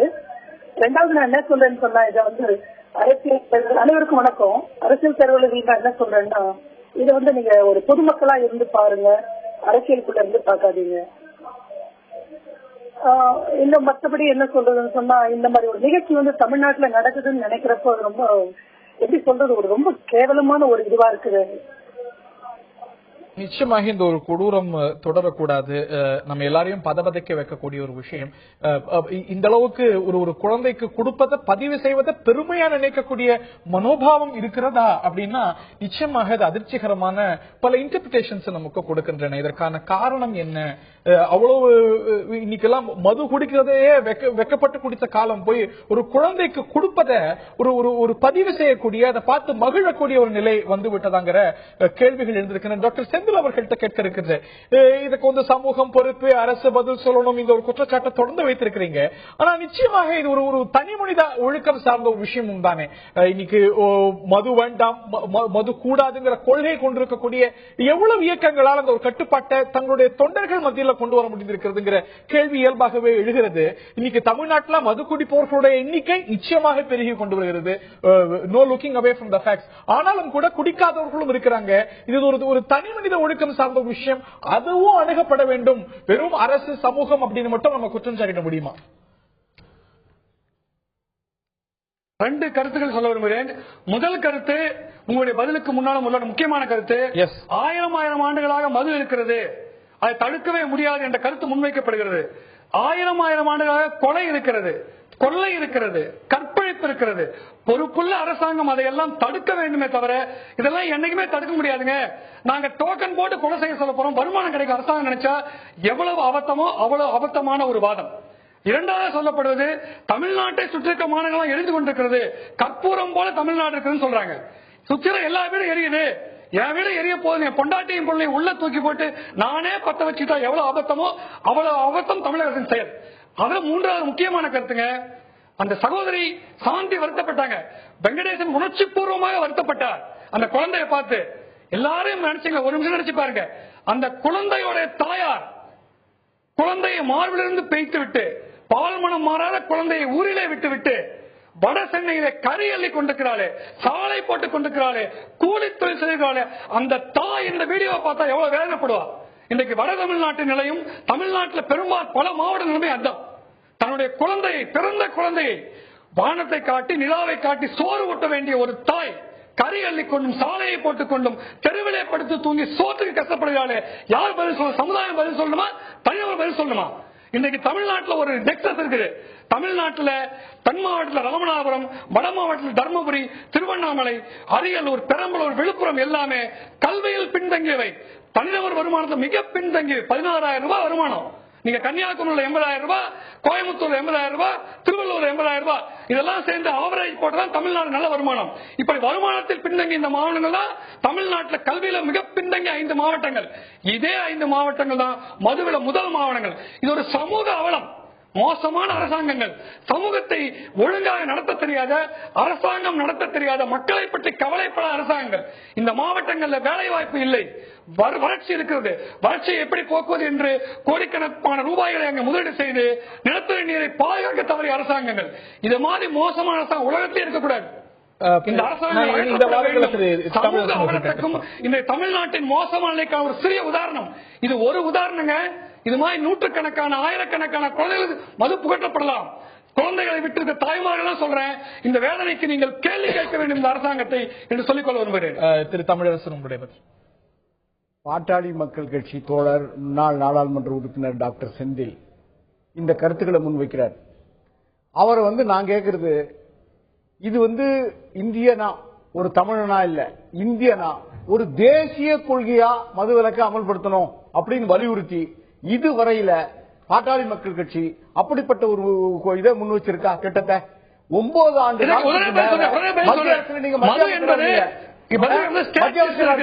இது ஒரு தேசிய கொள்கையா வைக்கணும், தேசிய கொள்கையா மத்திய தேசிய கொள்கையை உருவாக்கியர் மருத்துவர் அன்புமணி ராமதாஸ்.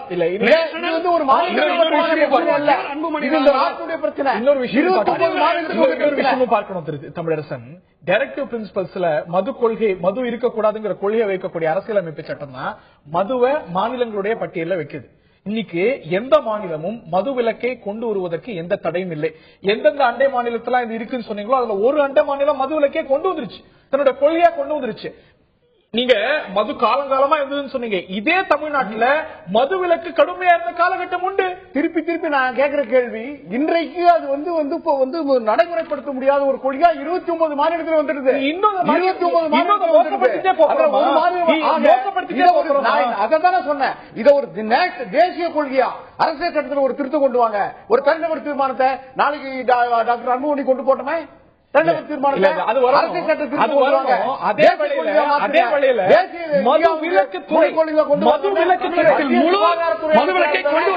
வலியுறுத்தி இது ஒரு தேசிய கொள்கையா இல்லைன்னா நாங்கள் அமைச்சரவையில் இடம்பெற மாட்டோம். கேள்வி கேட்கிறேன், இதை ஆதரிக்காதவர்களோட நாங்கள் கூட்டணி சேர மாட்டோம் சொல்ல முடியுமா? நீங்க சொல்ல முன் வரணுமே. கூட்டணி கிடையாது, அதுதான் முக்கியமான விஷயம்.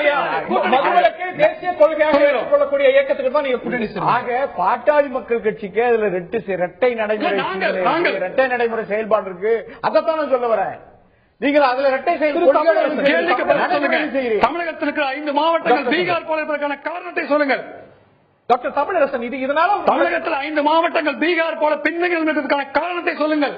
என்ன தமிழக இந்தியா முழுக்க தேசிய பாலிசியை கொண்டு வந்த முதல் நபர் இருப்பதற்கு மது மட்டும் ஒரு குறை அல்ல, சாதிய மேலாதிக்கம் ஒரு குறை. அந்த சாதிய மேலாதிக்கத்தை அழித்தொழிப்பதற்கு பாட்டாளி மக்கள் கட்சி நடைமுறை கொள்கை சிந்தனையோடு செயலாற்ற முன்வருகிறதா தெரியக்கூடிய புள்ளிவரங்கள் இல்லையே. ஆக்சிடென்ட்ஸ்ல தேசம் முழுவதும் நடக்கக்கூடிய பல விஷயங்கள்ல நம்ம தேசிய சராசரியை விட முன்னுக்கு இருக்கோம், சிறப்பா இருக்கோம்னு பெருமைப்பட்டுக் கொள்றோம், உண்மை. ஆனா ஆக்சிடென்ட்ஸ்ல தேசிய சராசரியை விட அதிகம். இந்தியாவிலேயே முதல் மாநிலம். இன்னைக்கு நேற்றுக்கு வந்திருக்கக்கூடிய புள்ளிவரங்கள் அதுபடிதான் உங்கள்கிட்ட விரிவாக விளக்கம் சொல்லுங்க. நேற்று வந்திருக்கக்கூடிய புள்ளிவரத்துல தமிழ்நாட்டில தான் விதவைகள் மிக அதிகமாக இருக்கக்கூடிய மாநிலங்கள்ல தமிழ்நாடு இருக்கிறது. தேசிய சராசரி 3.6, தமிழ்நாட்டில் 5.3 இருக்கிறது விதவைகள் இருக்கக்கூடிய விகிதம். இன்னைக்கு பெண்கள் வீட்டுக்கு தலைமை தாங்கக்கூடிய, அதாவது கணவன் இல்லாம பெண்கள் வீட்டுக்கு தலைமை தாங்கக்கூடிய மாநிலங்கள்ல தமிழ்நாடு முன்ன இருக்கிறது. பல பின்னங்கிய மாநிலங்களுக்கெல்லாம் பின்னாடி இருக்கிறது. டைவர்ஸ் குறைவா இருக்கிறது, அதே போல பிரிந்திருக்கக்கூடிய நிலை குறைவா இருக்கிறது. மீதியே விதவைகள் தலைமை தாங்குறாங்க குடும்பங்களுக்கு. இவ்வளவு விதவைகள் இருக்கிறாங்க, இவ்வளவு விபத்துகள் நடக்குது அப்படின்னா இதுல ஒரு கணிசமான பங்கு, இல்ல ஒரு முக்கியமான பங்கு மது கொடுக்கிறது. மது அதற்கு முக்கியமான பொய்யா திரு தமிழரசன்? அரசாங்க கவனத்துல கொள்ள வேண்டாம். நீங்க இந்த ஒரு விவரத்தை நீங்க பெரிதுபடுத்துறீங்க. நான் கேட்கிற கேள்வி, மற்ற இப்ப நகர்ப்புறமயமாவதுல தமிழ்நாடு தான் அதிக முன்னணியில் இருக்கு. வித்தியாசம் ஆக இங்க ஆணாதிக்க சிந்தனை அதனால வழக்குகள் அதிகம், வழக்குகளே விவாகரத்து வழக்குல எங்க அதிகமா பல பெண்கள்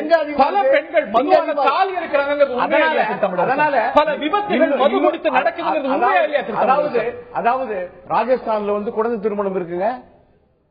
அந்த குழந்தை திருமணம் எங்க இருக்கா? இது பகுத்தறிவு பாதையினுடைய வளர்ச்சியில போய் கொண்டிருக்கிற ஒரு மாநிலமாக இருப்பதனால இத்தகைய மேலிழந்த வாரியான சில புள்ளி விவரங்கள் இருக்கலாம். அதனால இருக்கலாம். மது பிரயோகம் கூடலாமா சார்? மது பிரயோகம் என்பது தமிழ்நாட்டில் மட்டும்தான் இது இருப்பது போல ஒரு தோற்றத்தை இந்த தமிழ்நாட்டில் அனைத்து இந்திய அண்ணா திராவிட முன்னேற்ற கழக அரசு தான் இதற்கு பொறுப்பு காரணம் என்பதனால ஒரு தோற்றத்தை ஏற்படுத்த முயற்சிப்பது ஒரு பொதுவான சமூக கருத்துக்கு எதிரான கருத்து என்பது அதிமுக, திமுக, பாமக, பாஜக, காங்கிரஸ் இதுல எல்லாருக்கும் பொறுப்பு இருக்கு. இது ஒரு சமூக தமிழ்நாட்டில் சமூக பிரயோகம் பெருகி வருகிறது. அரசாங்கத்துடைய கடமை அதை கட்டுப்படுத்துவது, பாதிப்புகளை தடுப்பதற்கு எவ்வளவு கடைகள் படைக்கப்பட்டிருக்கு, எவ்வளவு கடைகள் மூடப்பட்டிருக்கு. தேசிய நெடுஞ்சாலைகள் இருந்து எடுக்கணும் அப்படின்னு வழக்கு, மாநில நெடுஞ்சாலைகள் இருந்து எடுக்கணுங்கிற ஒரு விஷயம். மாநில நெடுஞ்சாலைகளை எடுக்க வேணாம் ஏன் அரசாங்கம் வாதம் செய்யுது? ஏன் மாநில நெடுஞ்சாலைகள்ல கடைகள் இருக்கணும்? கடைகள் எங்க அமைஞ்சிருந்துங்கிறது வெறும் அரசாங்கம் அரசாங்கம் நெடுஞ்சாலை தான் கடை வைங்கன்னு ஒரு கொள்கை வைக்கல, ஒரு வழிகாட்டு வைக்கணும், கடை வைக்கணும் அப்படி அரசாங்கம் வற்புறுத்துதா,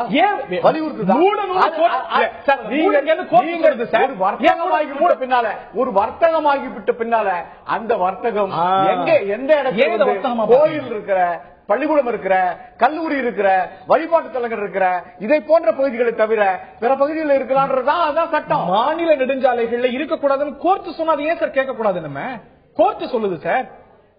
நீதிமன்றங்கள் இப்போ நீதிமன்றங்கள் சொல்ற எல்லாத்தையும் நீங்க ஒப்புக்கிறீங்களா? ஆமா, எடுத்துக்கணும். இப்போ இன்னைக்கு கூட நீதிமன்றங்கள் நீதிபதிகளுடைய சொத்தையோ அல்ல அவங்களுடைய மருந்து கணக்கையோ நீங்க கேட்டு அதை நீங்க ஒப்புப்பீங்க, அது வேற விஷயம். நீதிமன்றம் ஒரு பொது பார்வை வேண்டும், ஒரு பொது பார்வை வேண்டும். ஒரு பொது ஹெல்மெட் போடணும்னா சட்டம் வரணும்னா ஒரு பொது பார்வை வேணும். அதைத்தான் நான் வலியுறுத்துறேன். ஆக இதுவெல்லாம் ஒரு சாதாரண, அதாவது அரசாங்கம் விரும்பல, அரசாங்கம் ஆனாலும் அரசாங்கத்தை இதுதான் இது ஒரு பெரிய குற்றம் சொல்றது வலியுறுத்த இருக்க. நிச்சயமா அரசாங்கம் இதுல கவனம் செலுத்த வேண்டிய முக்கியமான விஷயத்துல திரு கண்ணதாசன் அவர்கிட்ட கேட்க தொடக்கத்தில் ஒரு நேர் கேட்டார். இது நிச்சயமாக தொடர்ந்து பேசிட்டு மறைஞ்சு போகக்கூடிய ஒரு அரட்ட கச்சேரியா இந்த விவாதம் போகக்கூடாது அப்படின்னு கேட்டார். அவர் கேட்ட ஒரு கேள்வி, மது விலக்கு என்னுடைய கொள்கை அப்படின்னு அறிவிக்கிறதுக்கு கட்சிகள் தயாரா அப்படின்னு கேட்டார். உங்களுடைய கட்சி 2016 சட்டமன்ற தேர்தலுடைய அறிக்கையில மது விலக்கு எங்களுடைய கொள்கையை அறிவிக்குமா? நிச்சயமாக மரியாதை மருத்துவர் செந்தில் பேசும்போது சொன்னாங்க, நாங்க மது விலக்கு போறோம். அவங்க எங்களோடையும் கூட்டணியில் இருந்திருக்கிறாங்க, அதிமுகவோடையும் கூட்டணியில் இருந்திருக்கிறாங்க, ஆட்சி காலகட்டங்கள் இருந்திருக்கிறாங்க. இப்ப 2014 தான் அவங்க கூட்டணி மாறினாங்க. ஆனால் அப்பொழுதெல்லாம் இந்த மது விலக்கை பத்தி அவங்க பேசல. நீங்க ஏன் மது கடை திறந்து வச்சிருக்கீங்க? இல்ல நான் என்ன கேட்கிறேன், அதாவது நீங்க மது கடைகளை திறந்து வச்சிருக்கீங்க, உங்களோட நாங்க கூட்டணிக்கு தயாரால அவங்க பேசல.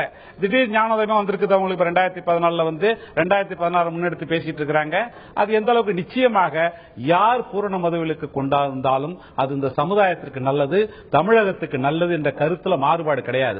ஆனா அதே சமயத்தில் கேரளாவை போல தமிழகத்திலும் 2014 திராவிட முன்னேற்ற ஆட்சியில படிப்படியாக மதுவிலக்கு அமுல்படுத்தப்பட்டு பூரண மதுவிலக்கு அடையினால் வெகு நாள் 2011 இந்த உறுதியை உங்களுக்கு கொடுக்கறதுக்கு, உங்களுடைய தேர்தல் அறிக்கையில இந்த உறுதியை கொடுக்கறதுக்கு யார் தடுத்தா? யாரும் தடுக்கல. இப்ப ஒரு உதாரணத்தை சொல்ல வந்த நானே, அதாவது இந்த சமுதாய சீர்கேடுகள் அதிகமாகின்ற பொழுது கருத்துக்கள் மாறுபடும். ஒரு காலகட்டத்திலும் ஒன்றுக்கான காரணங்கள் இருக்கும். மரியாதை பாமக ஒவ்வொரு காலத்திலும் எதுவும் மாறுபடல சார். ஸ்டெடியா மதுவுடைய பிரயோகம் கூடி வந்து கொண்டிருக்கிறது, அதனது பாதிப்புகள் பெருகி வந்து கொண்டிருக்கிறது. அன்னைக்கு திமுக ஆட்சியில வேற மாதிரி இருந்துச்சு, இன்னைக்கு இந்த ஒவ்வொரு வருஷமும் கூடி வருகிறது. தமிழகத்தில் இப்ப விதவைகள் அதிகமாச்சுன்னு காரணம் சொன்னீங்க. இப்ப கூட பாருங்க, நிறைய பள்ளிக்கூடங்கள் அருகிலும் பொழுதுபோக்கு இடங்களிலும் எல்லாத்திலும் மது கிடையாது. 2011 சென்சஸ் அடிப்படையில் சார் இல்ல அந்த இடத்த மதுக்கடை வைக்க கூடாதுன்னா நீதிமன்றத்துக்கு போய் தான் உத்தரவு பெற வேண்டியது இருக்கு. ஏன் அரசுக்கு அந்த கடமை இல்லையா? ஏன் அந்த பள்ளிக்கூடத்தை கொடுக்கிறாங்க இல்லையா? இல்ல அரசாங்கத்துடைய கவனத்துக்கு 2016 நாங்க கொண்டு வருவோம் அப்படின்னா 2006 2011 அதுக்கு முந்தைய அறிக்கைகளை கொண்டு வர யாரும் எடுத்தா? 2006 அப்புறம் இப்ப 9 ஆண்டுகள் ஆயிடுச்சு. நீங்க 2016 நோக்கி நாம போயிட்டு இருக்கிறோம். 2016க்குள்ள உதவதான் சொல்ல முடியும். இது முடிஞ்ச போன விஷயத்தை நாம திரும்ப போய் நான் 2006க்கு போய் நான் கொண்டு வரேன்னு சொல்ல முடியாது. அப்போ இருந்த காலகட்டம் வேறு, இப்போ இருந்த காலகட்டம் வேறு. ஆக இப்ப இருக்கக்கூடிய மக்களுடைய எதிர்காலத்தை நம்பி நிச்சயமாக படிப்படியாக மதுவிலக்கு அமல்படுத்தப்பட்டு பூரண மதுவிலக்கு அடைவோம். திரு சித்தனன் இறுதியானவர் தமிழ்நாட்டுல பாத்தீங்கன்னா 2013 பாப்புலேஷன் கணக்குல 2,01,00,000 பேர் குழந்தைகள் இருக்கிறாங்க தமிழ்நாட்டுல.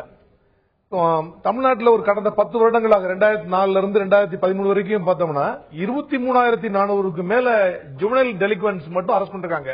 இந்தியாவில் 6வது ரேங்க்ல நம்ம இருந்துட்டு இருக்கோம். இந்த ஜுவனைல் டெலிக்வன்ஸ் எல்லாம் 18 வயசு முடியாத இந்த குழந்தைகள் எல்லாம் எப்படி பண்ணாங்கன்னு பார்த்தாங்கன்னா போலீஸ் ஃபீல்ட் இருந்ததுனால நான் சொல்றேன், அதிகமாக போதைக்கு அடிமைப்பட்டவர்கள், போதை மருந்துக்கு அடிமைப்பட்டவர்கள் இவர்கள் தான் அதிகமாக குற்றம் புரிந்திருக்கிறார்கள். 21 வயசுக்கு மேல மது கிடைக்கணுங்கிறது விதி. ஆனா இன்னைக்கு 12, 11 கிடைக்குது. 13 அதை வந்து காவல்துறையும் அதை என்போர்ஸ் பண்ண முடியல, அரசாங்கமே என்போர்ஸ் பண்ண முடியல.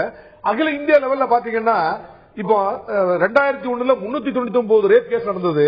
ஆனா 2013 பார்த்தா 1884 ரேப் கேஸ் நடந்திருக்கு by juveniles, committed by juveniles. அதே மாதிரி மர்டர் பை ஜுவனைல்ஸ் பாத்தீங்கன்னா 2003 465 நடந்தது, 2013 1007 நடந்திருக்கு. மதுவதற்கு முக்கிய காரணமா இருந்திருக்கு. இது மதுவுக்கு தான் முக்கியமா காரணமா இருந்திருக்கு. அதனால நண்பர்கள், இந்த பக்கம் நண்பர்கள் வந்து இல்ல நாங்க பண்ணா நினைக்கிறோம், அவங்களுக்கு குறை சொல்றதுக்கு உரிமை இல்லை, தார்மீக உரிமை இல்லை, இல்ல இவங்களுக்கு ஒருத்தர் பண்ணாம அவங்கவுங்க மனச்சாட்சியை தொட்டு பார்த்து இல்ல இது எல்லாத்துக்குமே காரணம் மதுவிலக்கு. இந்த மதுவிலக்கு அமல் இருக்க வேண்டும். மதுவை கொண்டு வருவது தப்பு தான், பெரிய வருமானம் வருது உண்மை, அரசாங்கம் நடத்த முடியாத உண்மை. இருந்தாலும் மதுவிலக்கு கொண்டு வந்தா தான் பொதுமக்கள் நல்லா இருக்க முடியும். நடுவுல குறுக்க ஒரே ஒரு கேள்வி, அவரு காவல்துறை அதிகாரி எல்லா புள்ளி ஒருத்தம் சொன்னாரு. இன்னொரு புள்ளி ஒருத்தம் அவர் சொல்லணும். மதுவிலக்கு அமலில் இல்லாத காலங்கள்ல தமிழகத்துல கள்ளச்சாராய எவ்வளவு வந்து கள்ளச்சாராயத்தில் இருந்தவர்கள் இல்ல இந்த மாதிரி சொல்லி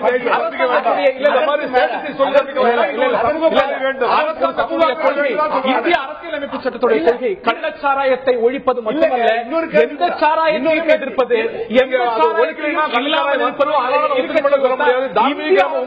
சட்டம்.